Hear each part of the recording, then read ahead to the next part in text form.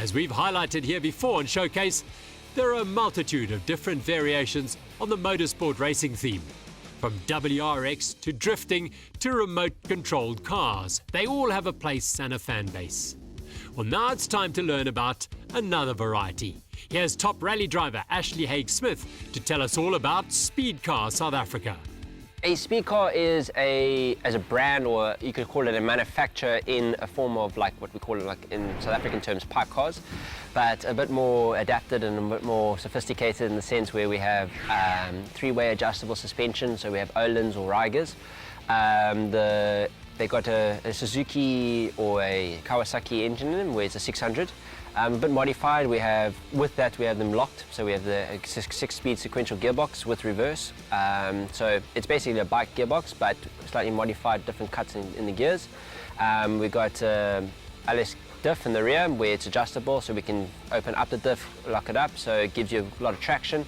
It's a tubular chassis where it's designed based on FIA rules, so for safety is being key on these cars. I mean, as I said, the initial launch, your 0-200 is in 2.4 seconds, so it's a bit gnarly, and yeah, and your top speeds are close to 200 k's an hour, so yeah, it's like strapping yourself to a little rocket and pinpointing and squirting. Go.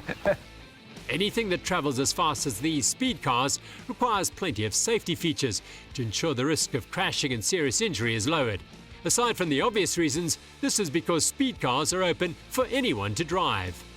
What is nice about them is they're not just only for your top-end racing driver. They're so versatile. They're for everybody, actually. So we have, when your ages, there's championships overseas, because this company, Speedcar, we're going to be Speedcar South Africa, Speedcar Europe, they've been running for the last 20 years. So they've looked at how to get into the grassroots, where you have kids having at 14 years old. That's the minimum age that you would be starting.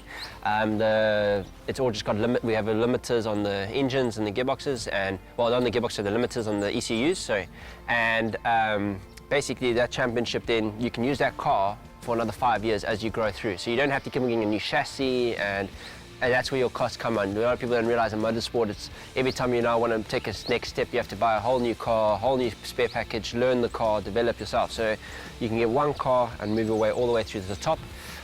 In 2021, though, this is their long-term. Well, so this will be a world championship as well. So an FIA guaranteed world championship. It's going to be the supporting championship of the World Rallycross. So you'll have WRX, RX2, and then Speedcar. So yeah, that's where the long term of it. And the safety side, obviously with FIA, when you have kids at 14 years old, you don't want them, say, having an accident, what happens in motorsport, and then they're injured for life, or you don't want them, someone going out and practicing on their farm or in the middle of a road and they come out and they're crippled. So yeah, it's a big thing for us. Again, they all have 6-point harnesses, wraparound seats, everything's got a govern, it's all governed. So even we'll be implementing that into South Africa's championship, where we will be having your suits are all FIA grade level 3, so for fire retardant, your helmets, you got Hunts devices, and yeah, I mean, everything is purely to help grow the sport and grow the people through it.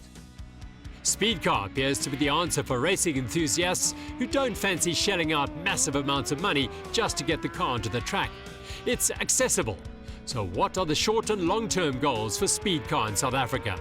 We obviously had the second time the World Rallycross came down to South Africa. So our long-term plan is to have this as a championship that is stable, not only that will be a supporting category for the World Rallycross at the end of the year, but also bridging the gap between international and local. So how do you bridge that gap where we are 10,000 kilometers away from mainly all the racing in the world? You bring something that they have overseas, but you run it at a cost here, at South African costs. So, but also giving us the opportunity with the partnerships that we have with other manufacturers overseas is where we can have South Africans who win here, they get the prize to race overseas. So example, what we're trying to do is have the international drivers, because it falls under their testing plans for one race that they'll have overseas is one season here in South Africa. And then for our guys, they win a championship in here, or the person who wins the championship will get a drive in the World Rallycross in Barcelona. So they get a full paid drive, or they can do maybe another 2 races.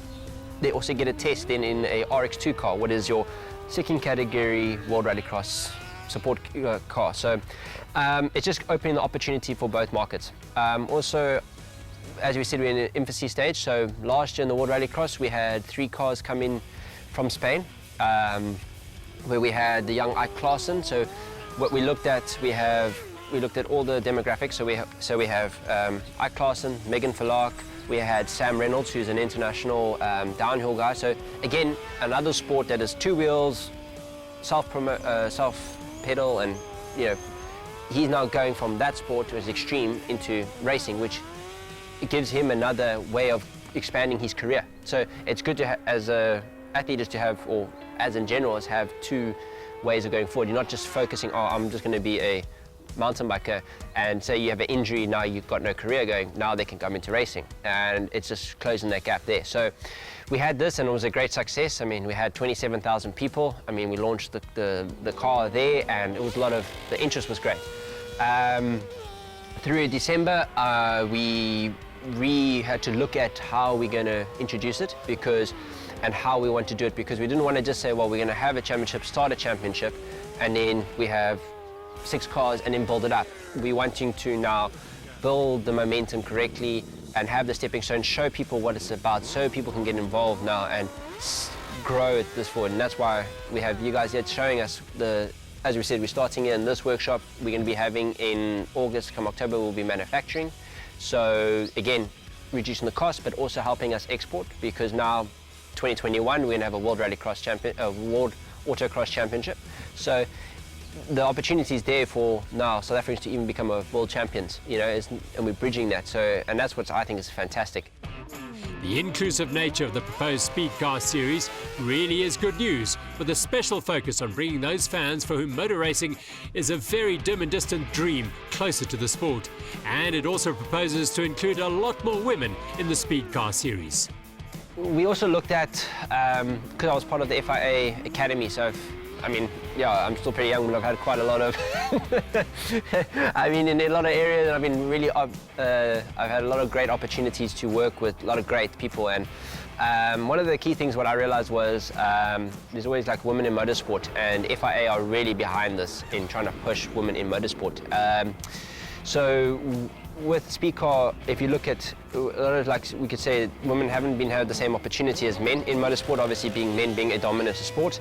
But if you look at rallying, you had the likes of Michelle Mouton. I mean, she won the championship in the Group B era with an Audi Quattro S2, which is the most undrivable car probably in history, like the most powerful car ever to go.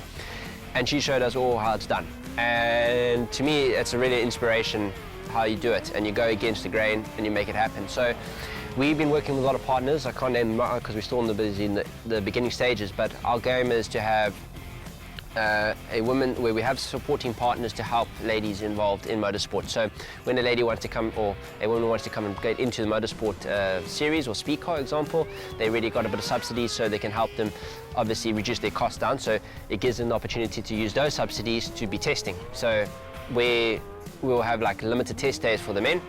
The ladies get a bit more, which I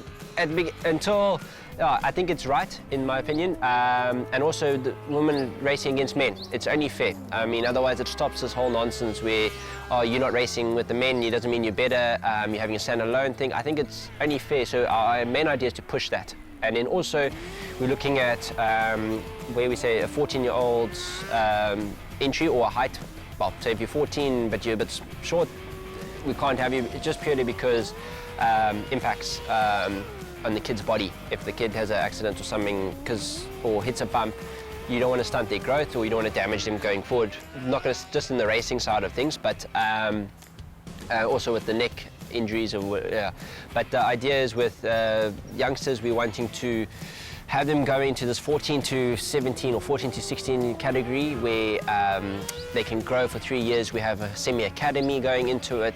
So we've thought about every stage, also helping exposing them where we have the international drivers coming down, like the likes of Cyril Ramon or Guillaume de Ridder, or, you know, these guys are at the top of the game. They're young, they've done all the basic steps, they've done all the building blocks to make it come to the top. So they will give teaching and they'll help progress it. So with the speed car, it doesn't just mean that you're going to be focused now on gravel and dirt, or like, you know, you want to become a Formula 1 champion. This is what Formula 1 drivers are using to keep their skills sharp. I mean, the cars are moving a lot, they're slidings, but it's super responsive, super fast. So if you want to go to open wheel racing, this is what you, in theory, it's what you'll be racing. Or if you want to go to track cars, it gives you a benefit, it gives you a good base to work from. And it's still fun. That's what I like about it. It's also using the same car, so your overheads are not as drastic. We're also looking at a financing plan. That's obviously what we want. We're now talking about this, but again, we need to have the security of having a championship. So this is going to be the long-term plans of having this going forward. We're also looking at a CSI thing, so angle of it, where it's not about just racing. It's also about creating jobs, but also just engineering and helping people get into motorsport. Because motorsport's not just the cars or driving. There's a whole team behind me, like Enio, or team behind the person driving itself. And a lot of people forget about that. And without a good team, you don't have a good racing driver. Or, you know, I don't care. It's not like the old days where you could drive a banger and make it fast, you know. You can still do that, but where you want to be at the top, it's the teamwork. You might not be Lewis Hamilton or Janelle de Villiers, but if you want to at least enjoy the thrill of driving a high-speed racing machine, then look out for Speedcar in South Africa. It's the way to go. Fast.